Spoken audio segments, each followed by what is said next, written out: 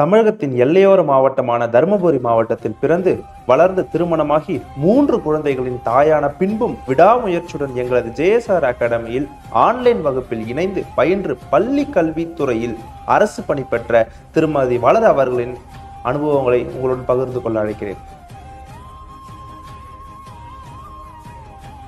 இவங்களெல்லாம் பாராட்டணும்னா அதுக்கு முக்கியமாக அவங்க ஹஸ்பண்டை முக்கியமாக பாராட்டி ஆகணும்.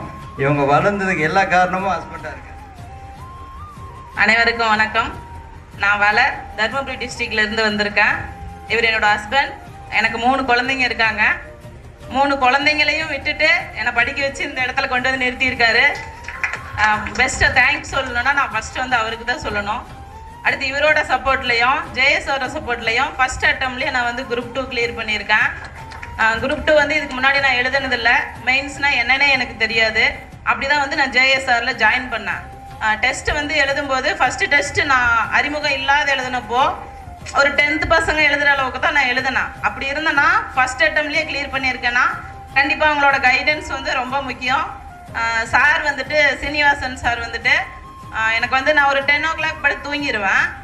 சார் வந்துட்டு ஒரு 11:30 அந்த மாதிரி கால் பண்ணுவார். என்னோட டெஸ்ட்டுக்கான ஃபீட்பேக் சொல்கிறதுக்காக நான் தூங்கி எழுந்து தான் அவரோட கால் அட்டன் பண்ணுவேன். என்னோட டெஸ்ட்டில் இருக்க சின்ன சின்ன மிஸ்டேக்லாம் அவர் சொல்லும்போது இவர் தூங்குவாரா தூங்க மாட்டாரான்னு நான் நினைப்பேன். அப்போ அடுத்த டைமில் இருந்து நமக்காக அவரே வந்து அவ்வளோ டைம் முழிச்சிட்டு இருப்போம். நாமும் வந்து நம்ம முழிச்சிட்டு வந்து படிக்கணும் அப்படின்னு நான் ரொம்ப டைம் எடுத்து படிக்க ஆரம்பித்தேன். அப்போ சின்ன சின்ன மிஸ்டேக்கெல்லாம் வந்துட்டு ஒரு டெஸ்ட்டு நாங்கள் அட்டன் பண்ணும்போதும் நெக்ஸ்ட் டெஸ்ட்டு நாங்கள் அட்டன் பண்ணும்போது அந்த மிஸ்டேக் வந்து அங்கே இருக்காதுன்ற அளவுக்கு அவங்க எங்களுக்கு கைட் பண்ணாங்க. Thank you so much. Thank you Jaya sir. Thank you.